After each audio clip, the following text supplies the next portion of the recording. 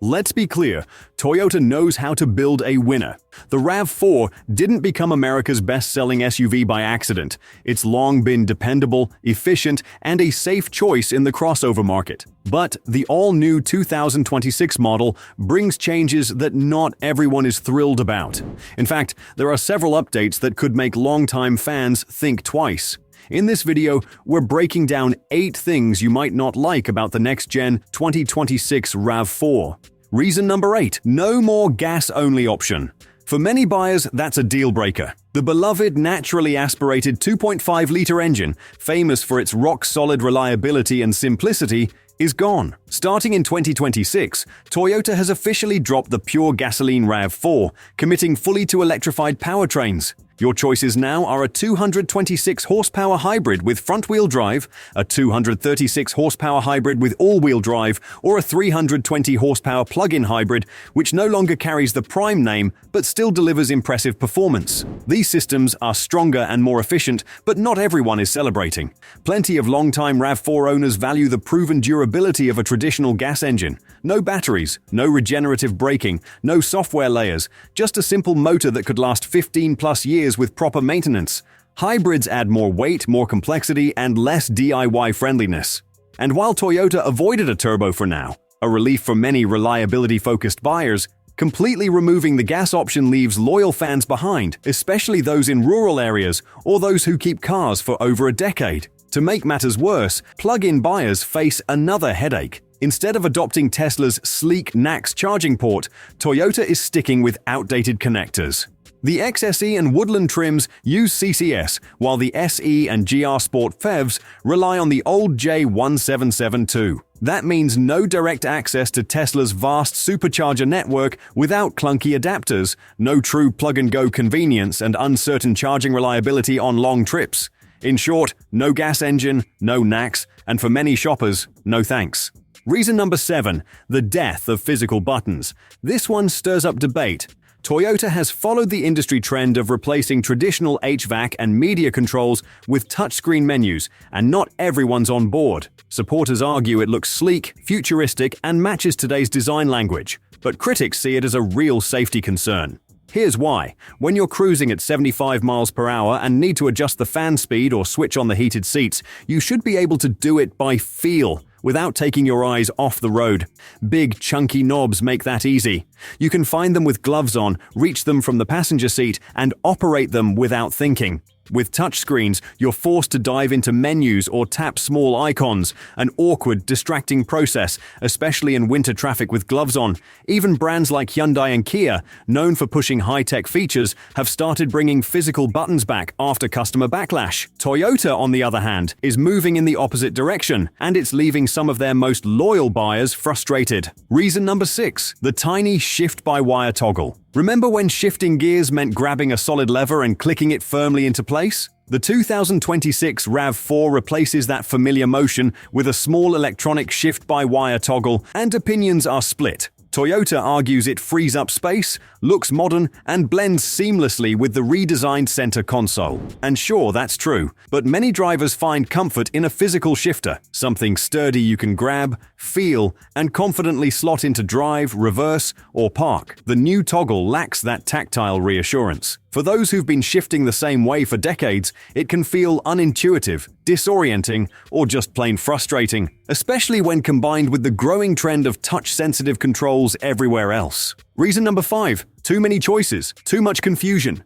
Core, Sport, Rugged, Hybrid, Plug-in Hybrid, Front-wheel drive, All-wheel drive. The 2026 RAV4's lineup reads more like a Cheesecake Factory menu. Options are great, but when there are too many, buyers get stuck in analysis paralysis. Most people just want a clear trim with good value, but Toyota's endless mix of packages and powertrains makes that harder than ever. It's no longer easy to tell which RAV4 gets which engine, wheels, or features. Want the off-road package? You might lose certain comfort upgrades. Want heated seats? Better not choose the wrong trim combination. For anyone outside Toyota's hardcore fan base, it feels like you need a spreadsheet just to order a car, and that's not a great buying experience.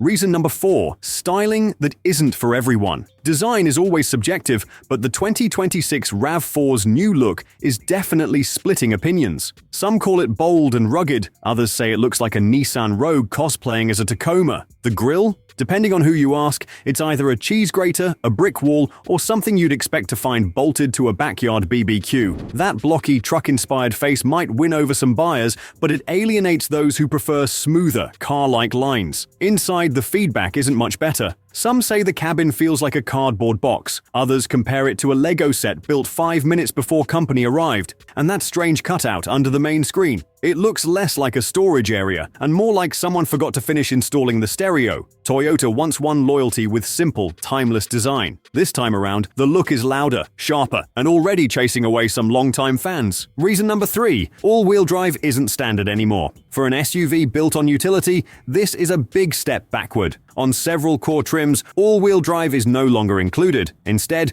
you're stuck with front-wheel drive unless you move up the trim ladder or pay extra for a package. Toyota's electrified all-wheel drive system may be efficient, but that doesn't change the fact that buyers in snowy states or rural areas want confidence right out of the box, not an upsell. Most people choose a RAV4 for its all-weather versatility, and yet the marketing still shows it charging through mud and climbing trails, even though the base models won't actually do that. Reason number 2. Interior tech and layout frustrations. Now let's address the elephant in the dash. The 2026 RAV4's interior tech is bold, but it's not sitting well with everyone. Take the driver-facing camera above the steering wheel. It's designed to monitor your eyes for safety, but many feel it's intrusive. Add in the constant beeps, nudges, and lane keep corrections, and what should be a relaxing drive can start to feel like a non-stop driving exam. Then there's the fully digital instrument cluster. Sleek on paper, but without the traditional shaded visor, it struggles in direct sunlight. Glare makes something as basic as reading your speed more difficult than it should be. And of course, that controversial cutout beneath the main screen. Some see it as storage, others call it a design flourish. But plenty of drivers think it just looks unfinished, like a missing radio slot. Reason number 1, price creep hits hard. Not long ago, you could drive off in a brand new model for under $30,000. Those days are gone. Even before the redesign, well-equipped hybrids were already edging into the low 40s. Now, with the 2026 update and an all-electrified lineup, prices are climbing even higher. The RAV4 Prime already reaches close to $50,000 in top trims, and that's before dealer markups or accessories. At that point, you're well into Lexus territory. Add in rising tariffs, and costs are only heading further north. For a model once considered a go-to value pick, the RAV4 is slowly becoming a financial stretch, leaving space for rivals like the Honda CR-V, Hyundai Tucson, and Subaru Forester to lure buyers with sharper pricing or better features. So, what does it all add up to? Is the 2026 RAV4 a failure? Not exactly. It's still safe, efficient, and backed by Toyota's hard-earned reputation, but it's also more complex, more expensive, and more divisive than ever before.